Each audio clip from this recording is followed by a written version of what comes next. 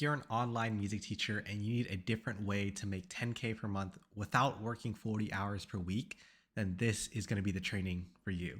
So if you're new here, what's up? My name is Ben.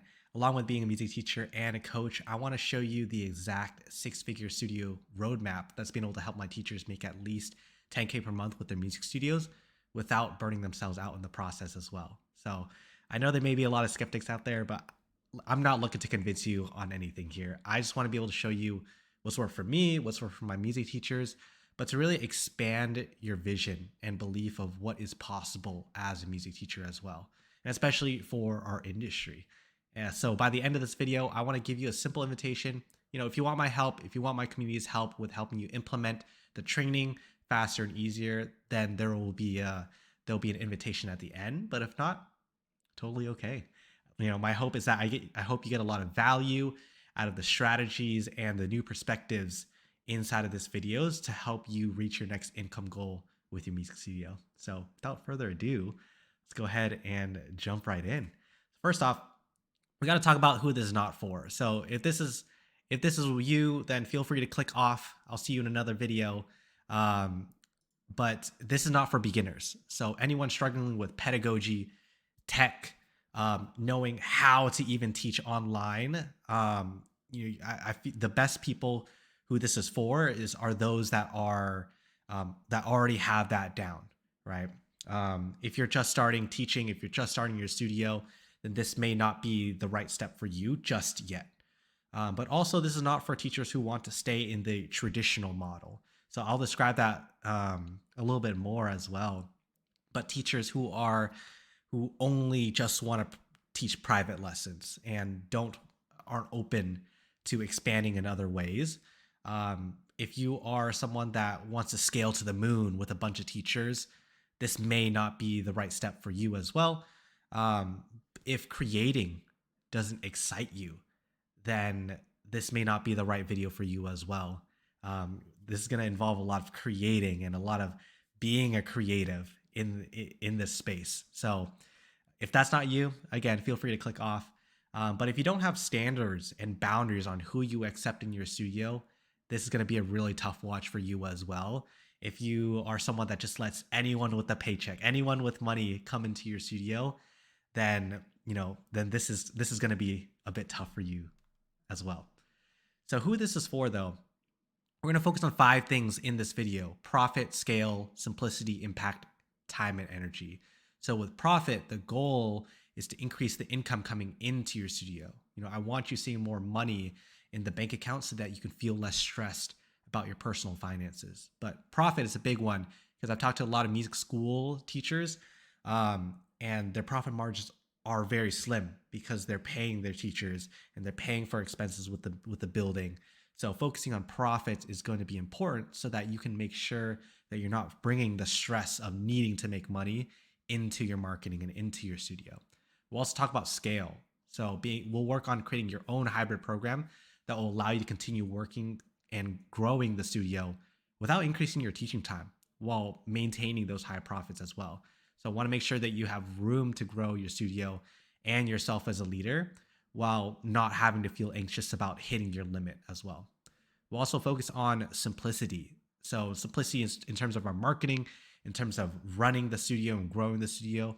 I'll show you the only things that you need to do to acquire students and that allow you to repeat the same process over and over and over again. That way that you can focus on actually teaching and your personal time. So I'll give you recommendations as well on how you can automate, delegate the process to be able to save you more time as well. Impact. Impact is a big one. So who you work with determines how much fun your work actually is. So I want to make sure that you know how to attract long-term committed students, be able to increase and improve student results and overall student retention in the process so that you actually get to work with people that you love, students that energize you for years to come. And lastly, time and energy. So the goal here is to create more free space on your calendar, not fill it up so that you're feeling burnt out. I want you to be able to teach how you want, wherever you want, whatever you want, without adding any more of that unnecessary work in your calendar. You know what I mean? So in this video, we're going to be able to optimize the hours that you were already working so that you're working smarter and not harder. Overall, I just want you to have a simple, personalized, more fun way to grow your studio, which is the way that teaching should be, right? So these are the exact same things that I've shown to and I've taught to my clients. So for example, this is Julia. I actually have an interview with Julia on the YouTube channel. So feel free to check that out if you want to go more in depth with her story. But together we've been able to help her create a six-figure violin studio without needing to work extra hours as well. Same thing goes with Alec as well. Alec was able to double his piano academy to over 14K per month. It was funny because before working with Alec, I think he exactly doubled his income, whatever his current income was, to 14K per month. He also was able to hire 3 teachers as well, but in a way that doesn't overwhelm his schedule.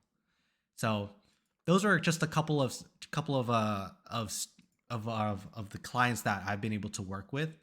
But I do want to share my story and how I got here, because this was not an easy road. And my hope is that you will find a lot of yourself in my short story. I'm still pretty young as of filming this. My journey really, I would say, starts from 2017 to now in 2024. But I want to show you my story and how I've grown as a person, as a leader, and as a teacher, to show you the path that you could go down as well. So let's start in 2017. 2017 is where I started like teaching music. So in this stage, started really growing in my self-belief and really just getting good at teaching. And the problem that I was running into was that, going into music school, I was like, how am I supposed to learn about teaching from a book, right? Like the best way to learn is but through experience. So I was the type of person that kind of dove headfirst into everything. And I just started like getting my first word of mouth piano students from that. And at the time too, I was also coaching marching band straight out of high school at my old high school as well. But that's what really kicked off my mission, which is to share the opportunity of music education with everyone in the world.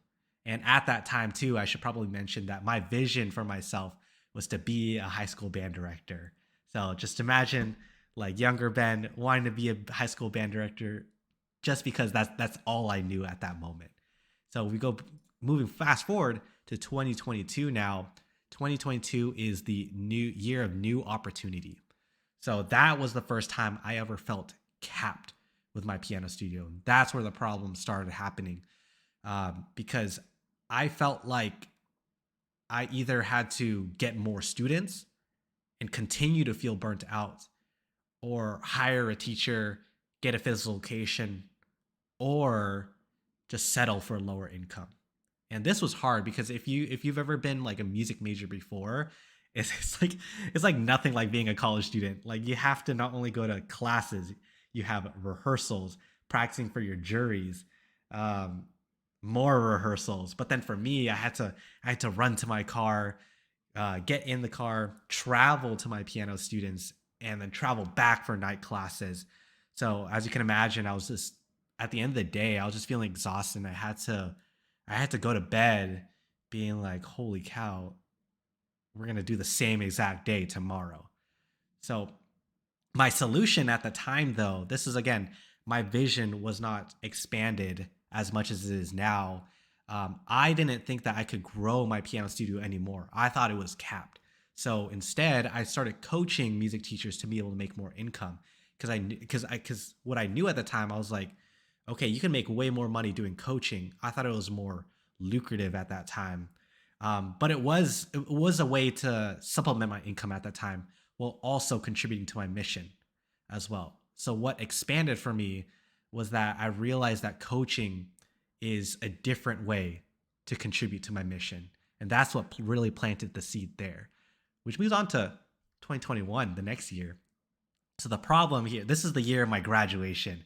Woohoo! I graduated my music ed degree, but the problem here was that the music education degree, it set me up to be a public school music teacher. And at that time, I had experience teaching the public schools while I was in college as well as teaching privately. And even though I had like a lot of accolades, and I was president of the CMEA chapter there, I at the end of the day I chose entrepreneurship because that's where my heart was at.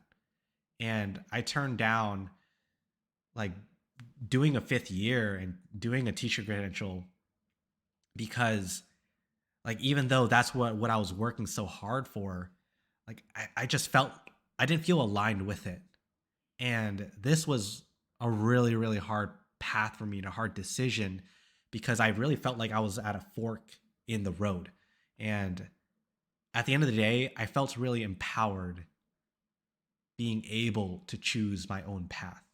And at this time, I was teaching. So at this time, after graduating, I was teaching piano and coaching teachers at this time too.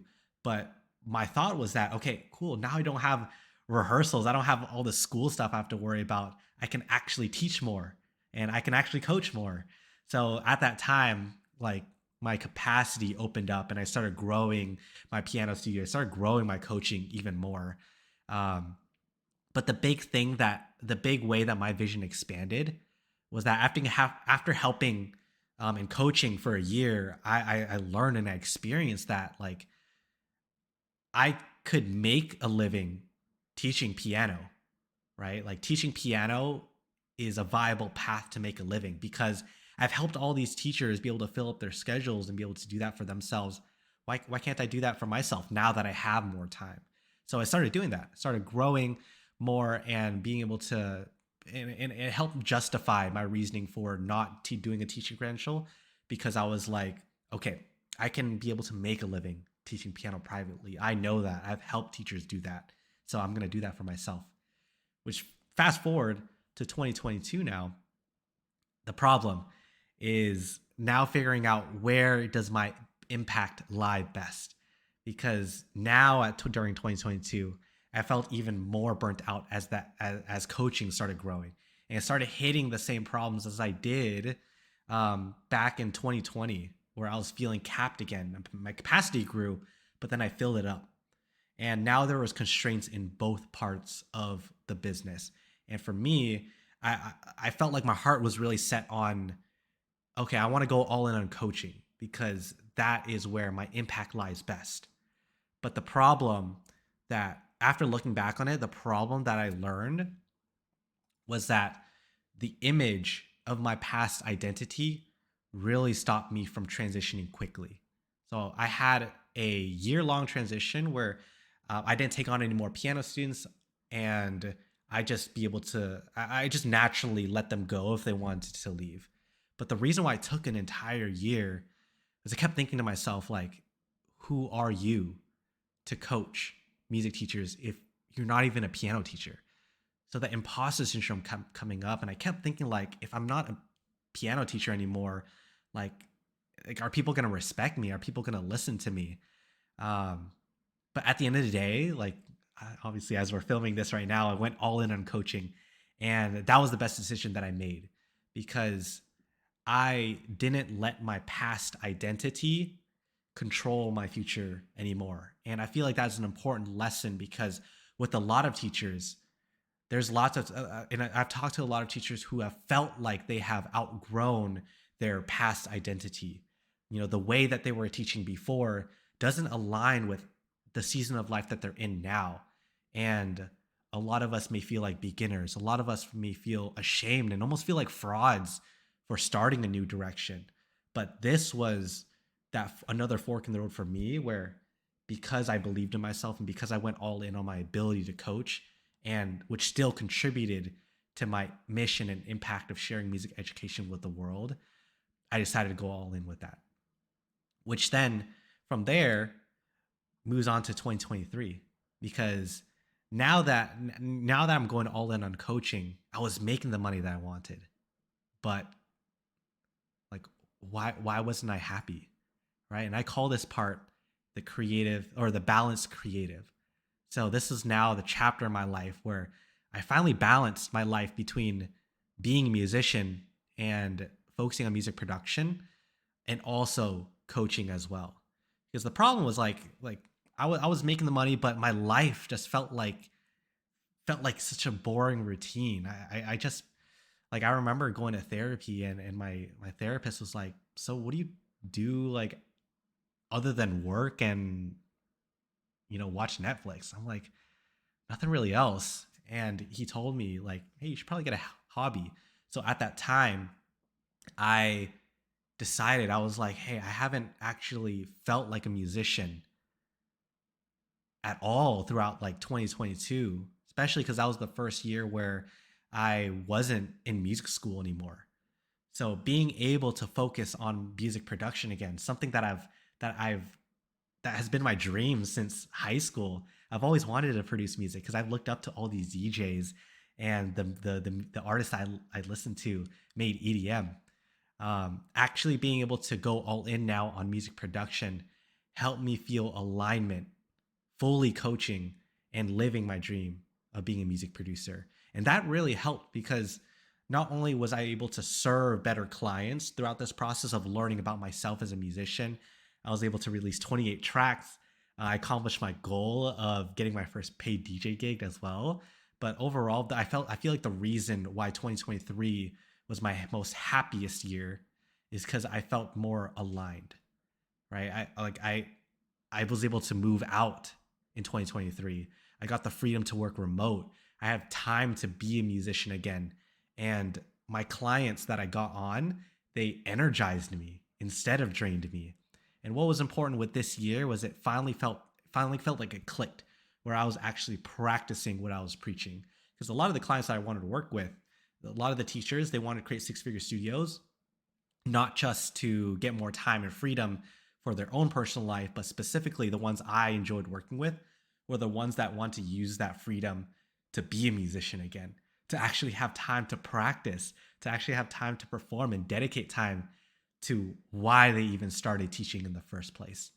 So again, after doing it for myself and helping other music teachers, I truly believe that you are more than capable of making 10K per month as a music teacher without working 40 hours per week, so that you can actually feel like a musician again. So I kind of wanted to share this right here with you all. 2021 Ben versus 2023 Ben. What did that look like? How did that help?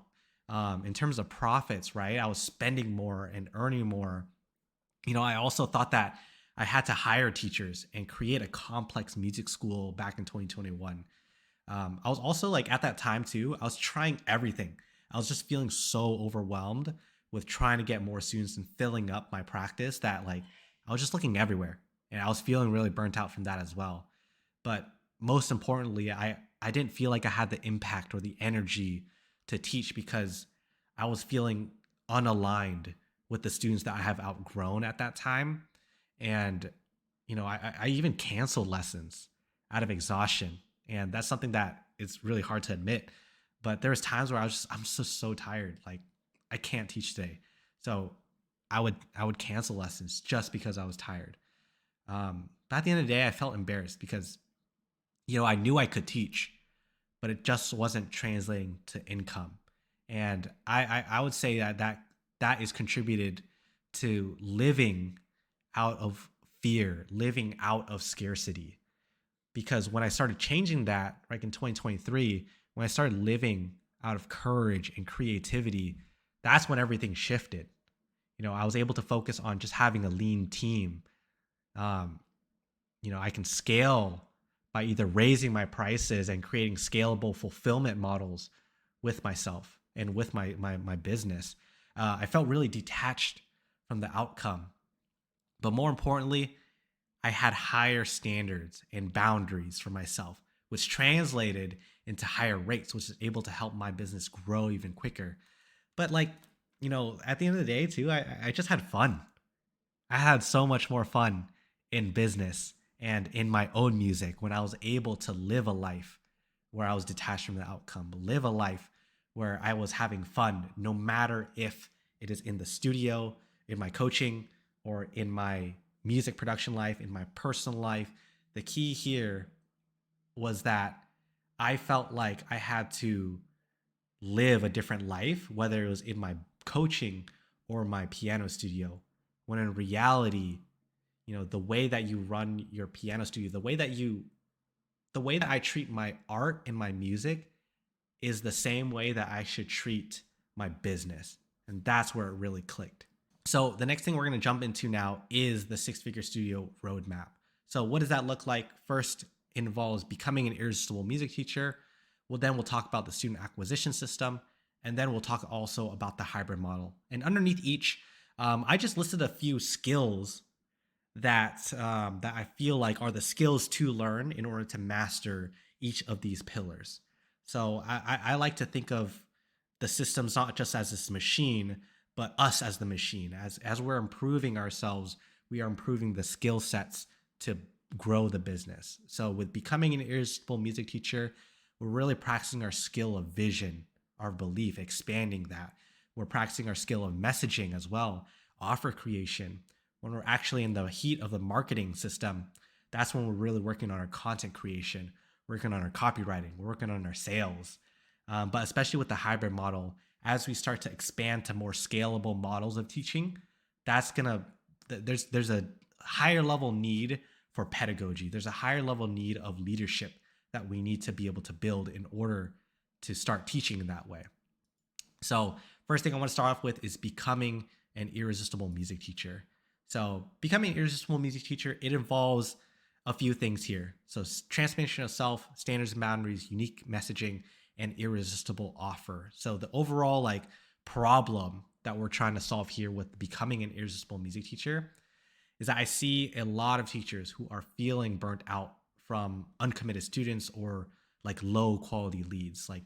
They don't know how to find those committed students. And especially for me, it was really hard for me to grow my piano studio in the beginning because I didn't feel aligned with it anymore, right? Because of the students that I was getting on who didn't practice as much, growing the studio and growing the business, it felt like an obligation instead of a new opportunity. Oh, I have to grow it in order to make make more money. So instead, what I've learned is that not only do we need the marketing skills, like the messaging skills and the offer creation skills, but at the core foundation of it, we have to become irresistible music teachers so that students are not only attracted to you, but they are attracted to your energy. They're attracted to your being, who you are, and your story. It's not only the skill of saying the right things in your marketing that's important, but also the energy to back it up as well. And more teachers I feel like need to emotionally connect with why they are teaching internally and externally. So the problem that I had was that I was, in the beginning, I was connected internally with why I wanted to teach. I felt a lot of conviction there, but I didn't know how to explain it. I didn't know how to get it across to people who weren't on that same page as me yet. But with the internal versus external, what I found helps a lot was that I built so much conviction internally that it just couldn't help but escape, right? I especially last year in 2023, the reason why it was so easy for me to connect with people on my music production side as well was because I built so much conviction in my own skills in music production and showed myself what I could accomplish there that it just became a part of who I am. And I feel like a lot of teachers are disconnected with why they've taught and why they even started teaching, that it becomes really hard to market because they're not emotionally attached to it anymore. So we have to find that. We have to find that back again. And that's through the transformation of self. Because while every other teacher is looking for the next best strategy, they're looking for the next best hack, there is no hack at the end of the day. At the end of the day, there is no secret. But the reason why it's not working, looking for the next best strategy, is really because at the core of it, they're living out of alignment. So the solution here is first, we need to align ourselves. Align yourself, and the answers that you have will naturally come to you. A lot of teachers are always asking me what do I have to say in order to get people to buy? What do I have to say in order to get my students to practice more? Right? The moment you start asking that questions, the moment where looking in the wrong direction. What we need to do first is we need to align ourselves with the right students, align ourselves with the right business model. And by being able to have the heart and have the energy to put in the work, that's what's going to allow you to do to do the necessary actions in order to get to 10K a month. Because 10K a month is not something where you can just snap your fingers and all of a sudden this money starts coming to you. It's something where we have to actually put in the work necessary to make that income as well. For me, it came with really understanding that I treat my business the same way that I treat my art. The same values, the same beliefs, the same principles need to align whether I am working on my music or working on my business.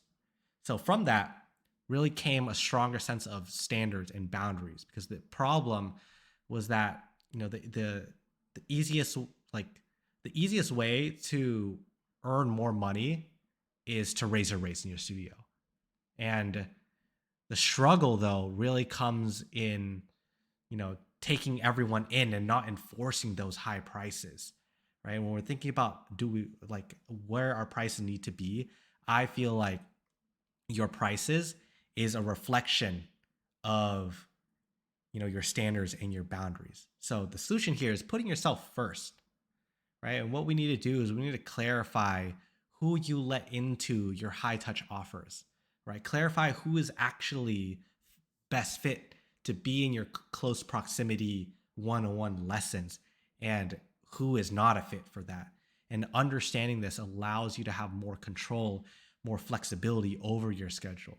The reason why I quit piano teaching was because my standards and boundaries really outgrew the current client base that I already had. And at that time, I didn't know how to attract a higher caliber client base. So at that time, I just enjoyed coaching more than teaching. But through that experience, I learned that, there is a way to attract higher caliber clients for the music side as well. So the question that we have to ask ourselves is, who do I let in my world? And who have I outgrown in this season of your life as well? Because you could the problem with a lot of teachers is that they can outgrow their current client base. They're looking for now a higher caliber client and a higher caliber student, but that's not being reflected in their marketing, right? They're still putting out ads out there who are attracting everyone of all ages.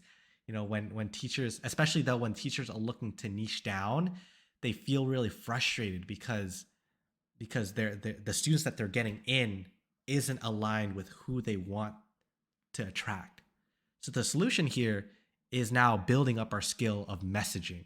And when I say messaging, I refer to knowing what words to use that are going to emotionally connect with my audience. It's kind of like teaching a new student, right? We can't just be throwing out all this like music theory terms to a new student. We have to connect with them to where they are at the moment.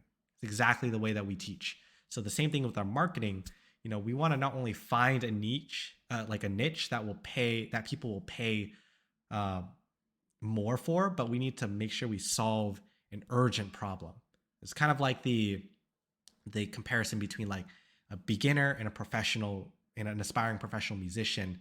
An aspiring professional musician is naturally going to want to invest more in their music education because they have had these problems that they are experiencing. They have a more urgent need that they want.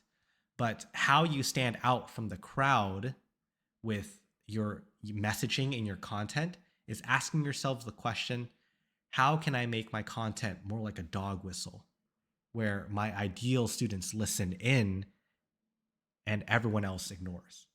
And that's the key here, making content that attracts the right students, but also repels the wrong students by being polarizing, by sharing our values, by sharing our beliefs. Because once you're able to get a student, talking to a student, and now you're pitching your offer, we need to make sure that we actually have an irresistible offer. Because while most people are, music lessons is a big part of our world, most people aren't looking for music lessons. At the core of it, the reason why they're looking for music lessons in the first place is to have a better version of their life. So while everyone, Back when I was like growing my piano studio, everyone that I saw was like promoting in my neighborhood group. They were like promoting, like putting their ads out there. But I feel like my post really stood out because I spoke to the parents' problems during the uncertainty of COVID. So I asked myself, like, how can I position my studio as a solution to the biggest problems that my students face, not just musically, but in life? And that's how you become an irresistible music teacher, is when you're able to, like, when the people see you as not just necessary in their, like, not just see you as a extracurricular activity, but actually necessary in your life, in their lives as well. So here's an example of my post. This post got me like 10 students.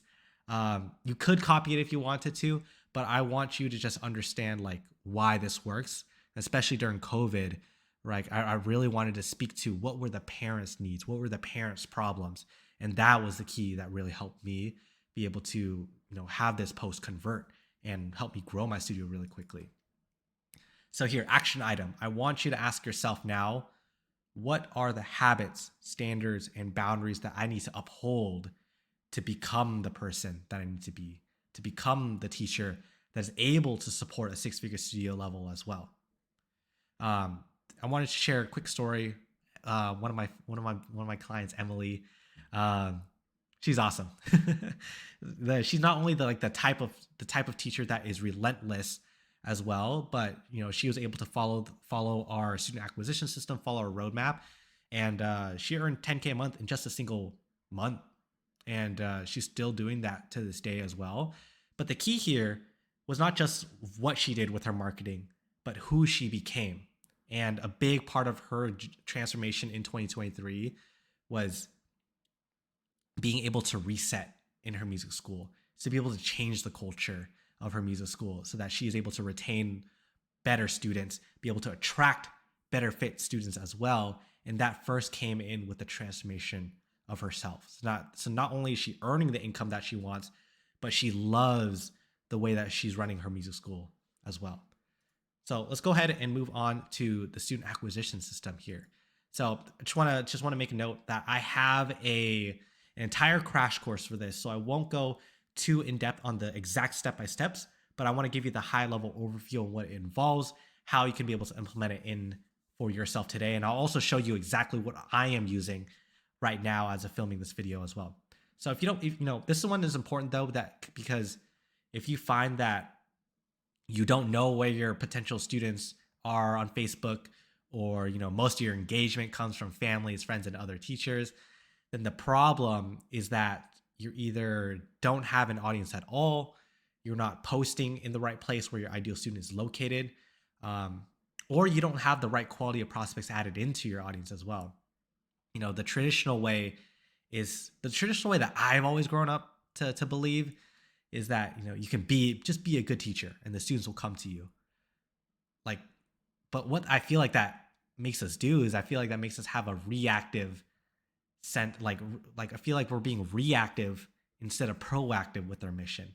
And that's what the student acquisition really helps you do, is it really helps you be proactive with your mission, be proactive with your vision on the world.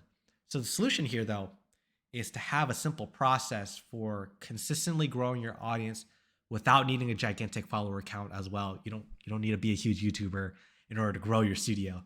But also be able to find your prospects in the right place and get into daily rhythms of taking small actions. So this is what it looks like so far. There's 3 systems to the student acquisition system that we want to talk about. One is generating community, nurturing your community, and also converting your community as well. I just want to make it really clear here. The strategy is not about whether it's on Facebook or Instagram or YouTube or email lists or whatever. It's really about the core of it. It's about building a community on any platform. I personally like Facebook because you have the most control over the process on this platform as well. And again, I'll talk about what I use, but generating your community, that can come in the form of many different things. If you're on Facebook, it's pretty simple, especially do organically, like sending friend requests daily. is finding like ideal student Facebook groups and adding those members as friends as well and connecting with them. If you're on Instagram, generating your community is growing your Instagram following. It could be email list subscribers, YouTube subscribers. It's how are we growing our audience is the main thing. And that is the most important thing, because if we're not growing our audience, how we expect to be able to find new people as well. So generating your community is super important. If you're looking for an organic way to grow, I find that Facebook is the easiest platform because it allows more control. You can actually choose who you want to send Facebook friend requests to. You can find those groups organically and it doesn't cost any money. If you're looking for a faster way, like a paid strategy, there's actually a great Instagram strategy that works better for paid. You can run paid ads to grow your following on Instagram as well and be able to post on your Instagram and be able to do all the nurturing and converting there as well. Because when we move on to nurturing our community, that comes in the form of now content creation. And again, this goes back to, if you don't like creating, this is probably not the strategy for you. Because for me, I feel like I am a creator. I love creating. I love creating my own music, but I love creating my own content, especially like this video right now.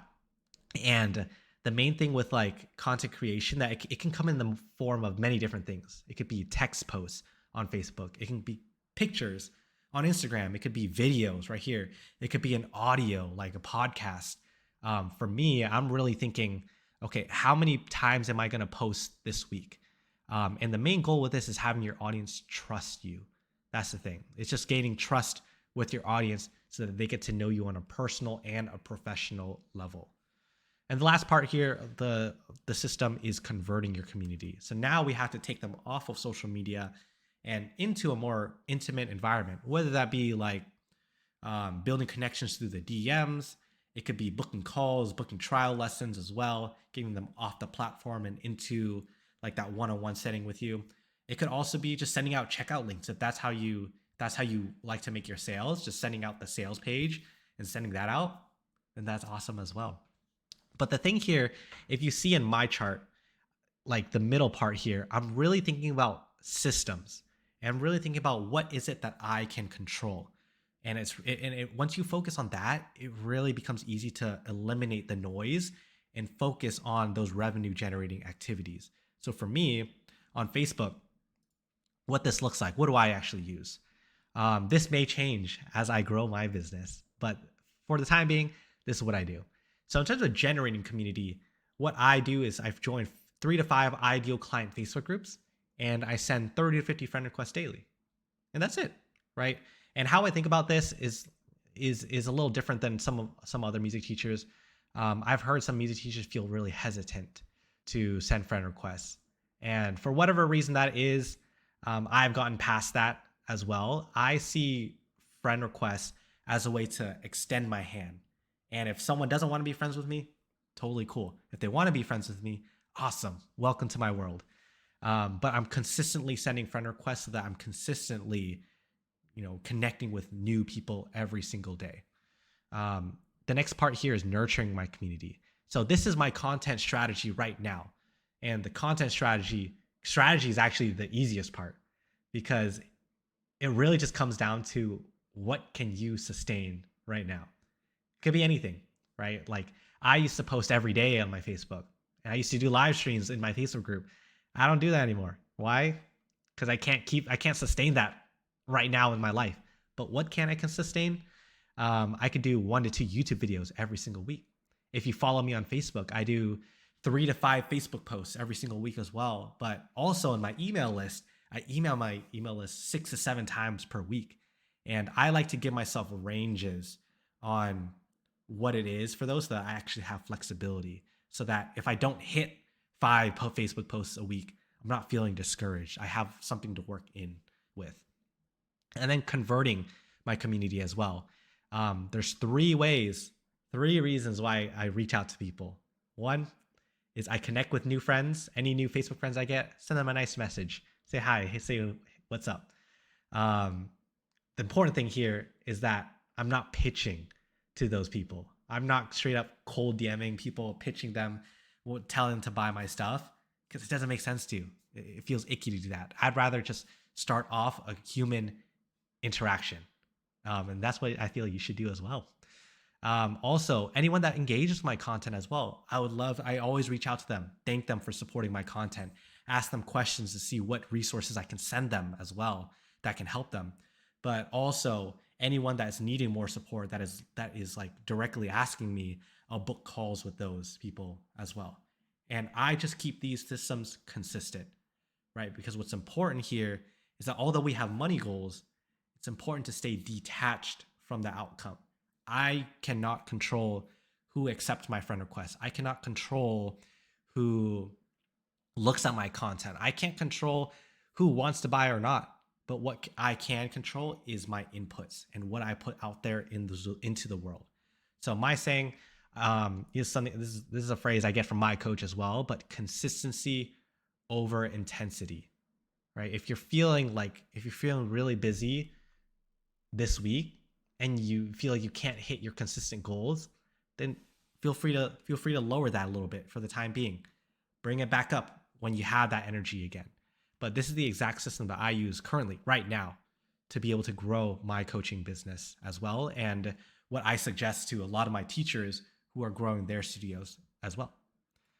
So the main action item here I want you to answer for yourself is what's going to be my daily standard for each of the systems, right? For generating your community, if you're on Facebook, how many friend requests are you going to send daily?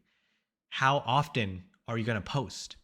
How many people are you going to reach out to daily as well in your audience? So give yourself daily standards, and that will help you keep things consistent.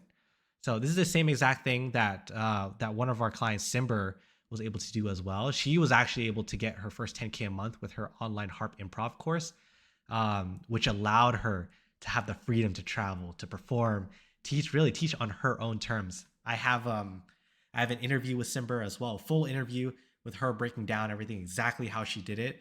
But for her, she used her own Facebook community to be able to get a lot of the sales for her improv course as well. She also does workshops for other teachers. So if you're wondering, like, hey, does this work for other teachers? Here's the proof. Here's the living proof.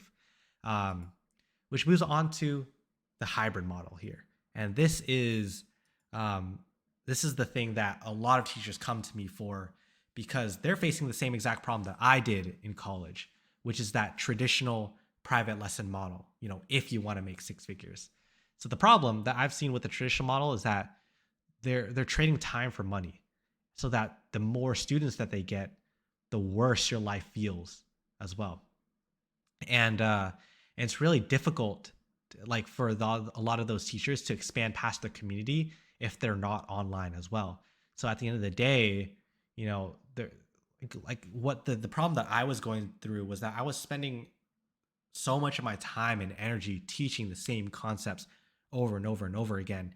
And when I was thinking about the different paths on how can I expand, I was either going to feel burnt out teaching more students or feel burnt out having to manage other teachers and other people rather than students too. So I was still trading my time and money. So that's where I really came up with the hybrid model as I was teaching more teachers. The solution here is to have a high value, scalable product and a scalable program that provides high results for our students, so that when we have the hybrid model, the more students we get, the better our lives get in the process. So what is the hybrid model exactly? Again, I have a whole training going more in depth on this if you want like a worksheet and stuff that goes along with it too. But it's a combination. It's a combination of ways that we can coach, ways that we can provide content, but ways that we can provide a community for our students as well.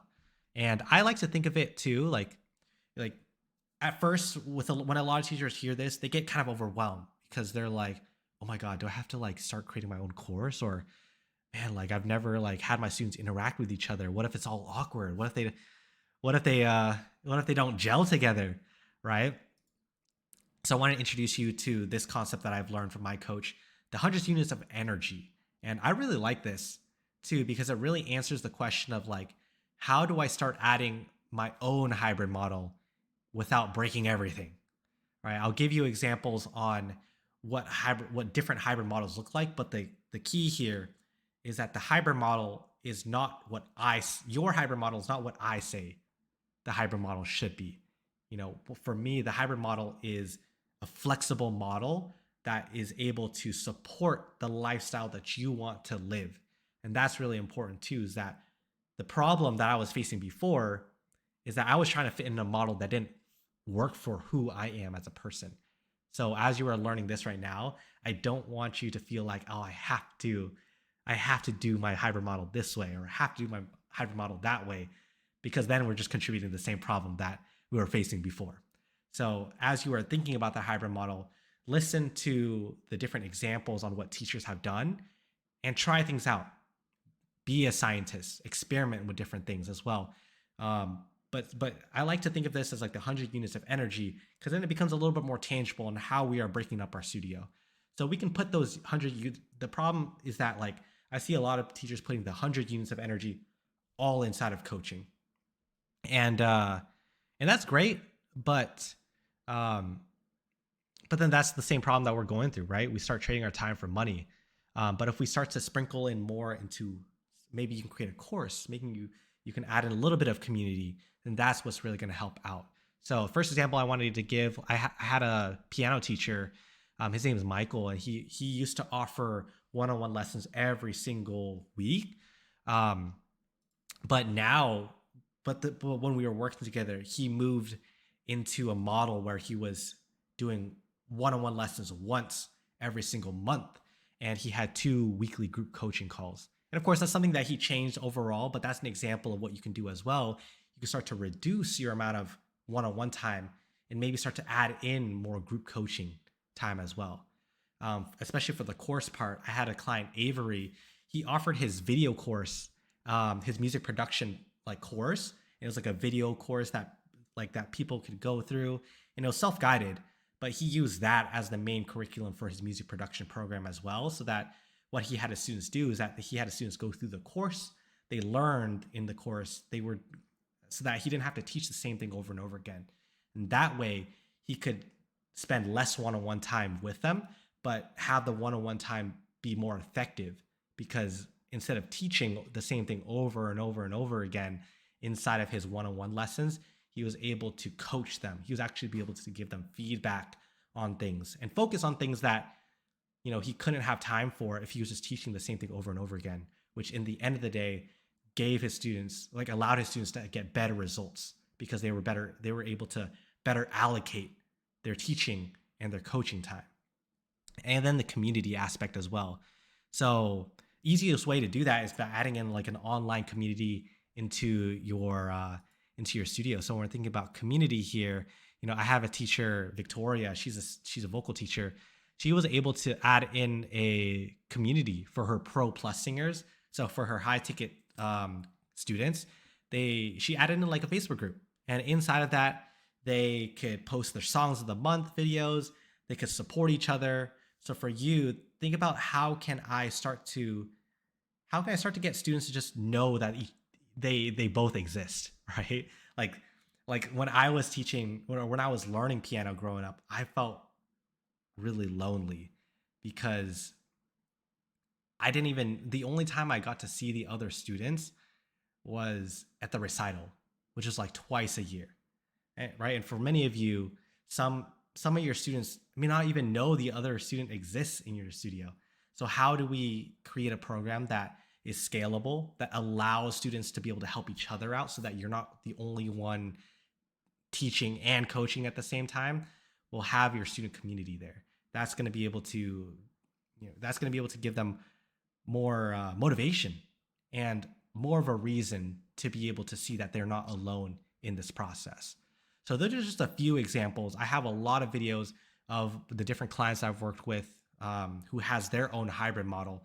But the main thing about this is thinking about what is a model that's going to support me and the lifestyle that I want to live. So thinking about that, now I like to think of these in archetypes as well. And these archetypes are not like set in stone or anything like that. So the way that I've like kind of described each one here is just my opinion. So So I don't want you to feel like you fit in a box, but I hope this is able to help you identify more of yourself and who you are and the direction that you should try out as well as you're thinking about your hybrid model.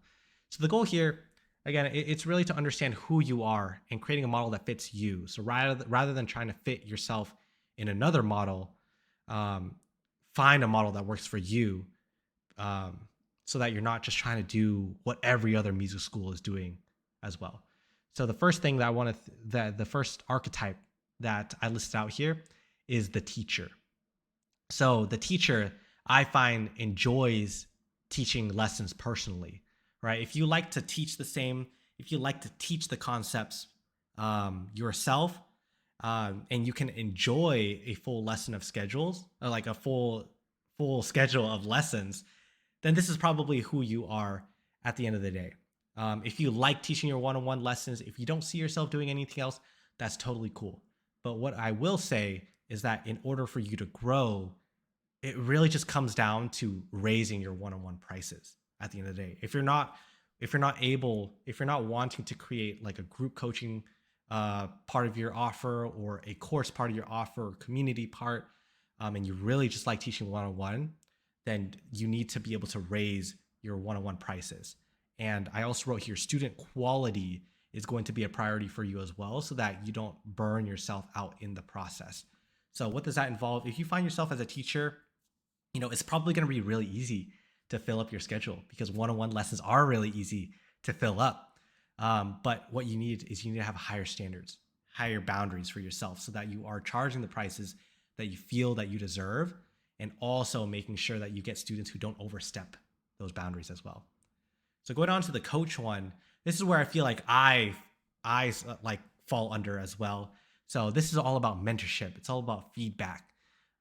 If you like that sort of coaching style, if you like giving feedback more than teaching the same lessons over and over again, this may be for you. So in this model, if you're a coach, you may find yourself having more success teaching less one-on-ones and more in a group setting, right? You can still have both again, but it doesn't need to be like the traditional 1 hour lesson every single week. But in order to be in this coach and have a hybrid model that supports yourself as a coach, there will need to be a level of systemizing your curriculum. So whether that be creating like a short mini course for your students, or it's actually systemizing your group coaching so that you know what you're going to teach in each group class, that's also really important for the success of this. Coaching as well, it involves an even higher caliber student. So this is probably someone who's going to work best with students who are already independent, right? Who already know how to learn for themselves. That's going to be really important for this coach model, which moves on to our creator model as well, the creator archetype, which is again something that I feel like I fall under as well. This person, the way that I've learned about it is that this person enjoys blank space on that calendar. This person likes creating those lesson videos. Like for me, I love creating these videos because it's kind of like a reflection of who I am at the moment. It's kind of like a timepiece. I love to treat my content as like timepieces where I can look back and see how I'm thinking at that moment. But this will require a standalone course. If you are a creator, you're probably wanting to create that standalone course anyway. And this hybrid model that you create is probably going to be a lot more hands off as well, so that you can have less lessons overall. This may be something where you have a course, standalone course, but maybe you do a weekly group coaching call as well, so that you have that coaching time, but you're not having one-on-one time that's added on top of that. So if you feel like you are a creator, then make sure that you are structuring your hybrid model in a way where you can have more blank space on your calendar. You can have that time to be creative and sink into the creative process. Because the last part here is manager. And I feel like this is something that I personally am not, but the manager is simply like what it says it is. It's someone who likes to manage other people, someone who likes to be more of like the overseer. So if you find yourself overseeing more of a group, like a team, if you see yourself overseeing all of your students rather than actually being in there doing the work with them, then this may be a better fit for you as well. So this person is if you're a manager, then you may find more success having a schedule filled with team meetings instead, right? But this requires, at least in my experience, with being able to having experience like getting on team members and creating a team for myself. This requires a lot of letting go of control. So if you're not ready for that yet, then this may not be the archetype for you. But this also requires a new level of leadership and influence. When you start to let go of control, you need to have more influence and more leadership to lead your team, to lead your students. So in terms of a hybrid model, what this may look like is like you might have you may thrive having a big community model where students are able to help each other out, where you're able to lead a larger group of people. This may be, if you find yourself in the manager spot, having a big music school may actually be the path for you, right? It may be the path where you want to manage teachers. You want to teach maybe like a small group of students, but spend most of your time working with other teachers. Spend most of your time like being able to oversee large body of students, right? So the important thing with here again is understanding who you are, so that the model that you create actually fits to who you like, your natural being. So the action item that I want you to ask yourself here is, what archetype am I? And how can I start systemizing my studio today? Like whether that be onboarding, like you're systemizing your onboarding process, or that could be systemizing the way that you teach with your curriculum, like that, like however you can save time for yourself so that you can focus more on the things that your best energy lies. That's the most important part of this question. So I want to share some examples here. I love this story with Tristan. I have an interview with him posted as well, but Tristan owns one of the largest piano academies in Montreal in Canada. So he's doing really well. He's got a lot of teachers already. He's getting in students consistently. But the problem was that with Tristan, when he came to me, he was not only teaching 30, 40 hours a week, but he couldn't even practice piano anymore. And this was coming off of like a huge piano recital that he put on for himself. So it requires him, to put on another recital, it requires him even more time to practice these concertos. Because those aren't easy, right? But the beautiful thing with Tristan's story is that when he started he not only filled up his max capacity for his adult beginner group program. He created his own hybrid model where he had a group program with adult piano students that combined one-on-one community course coaching, and that's what allowed him to not only hit his income goals, but be able to make so much more time for himself to practice. Like he says right here, I can already feel the fatigue, like teaching fatigue of working too many hours begin to lift, right? And that's the key here of that's the vision I had for music teachers right there, is that you can be able to make a secure income, but actually be a musician still. And that's what I've learned from my own story. It's especially 2023, being a balanced creative. I showed myself that I could be able to make the money that I wanted to, while also fulfilling myself as a musician by actually feeling aligned in the process as well. So I hope you have gotten a lot of value out of this training. And again, here are the next steps on what you can do next. One is I want you implementing this training. If you are new here, I highly recommend diving into the free Six Figure Studio Roadmap course. It'll be in the description. It has 15 plus modules detailing our Six Figure Studio strategy as well. It goes a lot more in depth on the exact strategies that we teach here. But also I've added in the very first week of my client curriculum as well. So if you want a sneak peek on what my client curriculum looks like, how to create your Six Figure Studio offer, I give you the exact thing, copy and paste into this free course as well. Highly recommend downloading that if you are new to my world. I will also have the link to download these slides as well in the description, so you'll also get access to them completely free. But other than that, though, if you've known me for a long time, if you've been following me and we haven't talked though, I'd love to connect with you. So I will link over my Facebook down below. If you want to connect with me, feel free to DM me. I'll send you a bunch of new resources as well to make sure you're getting taken care of. But the most important part here is that if you are ready, if you feel like it is time to move to that next income goal faster and easier, and you want support and you want to make it more fun doing that as well, if you're looking to create a six-figure studio, I highly recommend feel free to book a call. The call booking calendar will be in the description as well. I'll be able to help create a game plan for you to make sure that you know what the next steps are to creating your next milestone. And in the process, we'll see if or how I can even help in the process as well. If not, no worries. Again, there's no pressure. I just want to make sure you have a solid game plan in place first. So other than that, I hope you have enjoyed this video. Feel free to follow for more of my journey here, and I will see you in the next video.